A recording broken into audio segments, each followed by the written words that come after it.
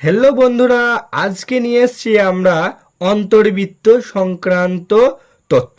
ঠিক আছে, তো এই ভিডিওটা সম্পূর্ণ অন্তর্বৃত্তের কনসেপ্ট বা অন্তর্বৃত্তের যে সম্পূর্ণ ধারণা সেটুকু তোমাদের মধ্যে সুস্পষ্ট করার চেষ্টা করব।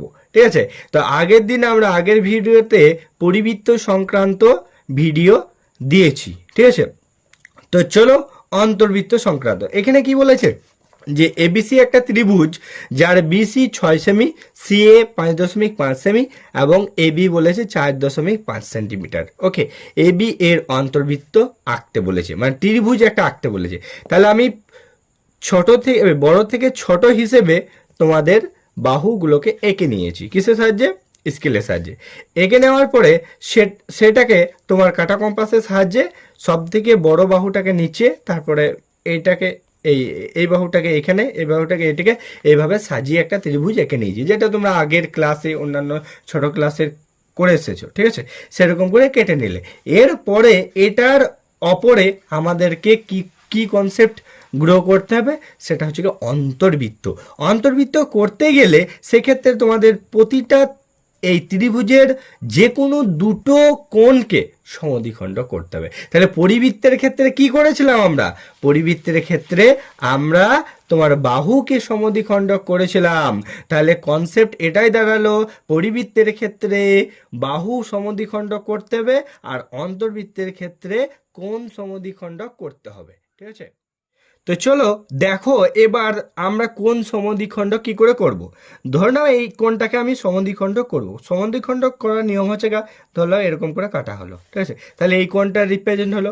এবার তোমাদেরকে এই কোণটার এইখানে বসাতে হবে। নিয়ে ধরে নাও চোখের আন্দাজে অর্ধেকের থেকে একটু বেশি নিতে হবে, নিয়ে এক কাট ভিতর দিকেই কিন্তু নিয়ে, তারপরে এই বাহুটার এইখানে যে ছেদ করেছিল এখানে এক কাট। এবার কাটা হয়ে গেল। এরপরে তোমাদেরকে এই অনুযায়ী তোমার এই মূল বিন্দু থেকে সেটাকে বাড়িয়ে নিতে হবে, তাহলে এই কোণটা কিন্তু সমদ্বিখণ্ডক হয়ে গেল।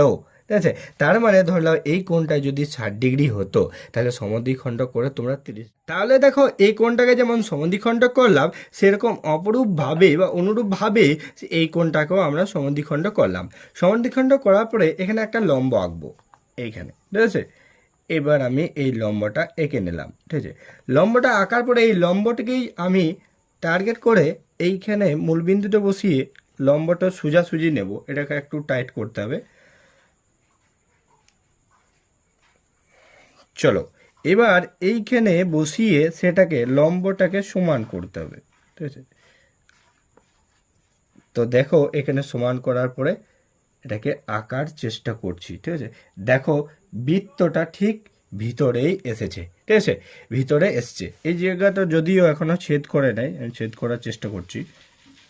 হ্যাঁ, চলো তাহলে এইটা হলো অন্তর্বৃত্ত। দেখো একটা ত্রিভুজের ভিতরে এসছে, তার জন্য এটা অন্তর্বৃত্ত। আচ্ছা, তাহলে এটা হলো একটা ত্রিভুজ। হ্যাঁ, বা ত্রিভুজের ভিতরে কি আছে? বৃত্তটা আছে, ওই জন্য এটার নাম কি? অন্তর্বৃত্ত।